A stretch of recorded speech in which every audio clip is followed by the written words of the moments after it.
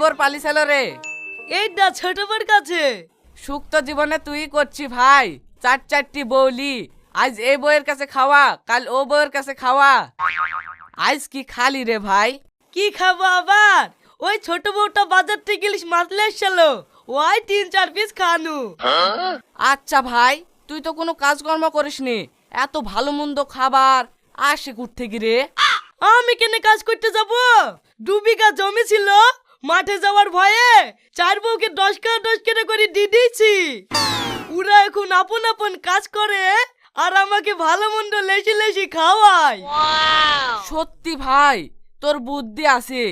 আমাদের একটা বৌলি মাথার গায়ে কুকুর পাগল, আর তুই চারটি বৌলি ঠ্যাংয়ের ওপর ঠ্যাং তুলি দিয়ে খাসি। এই শফিক, কাল তোর বড় বউয়ের পালি নাকি রে? হ্যাঁ, তুই জানলি কি করি?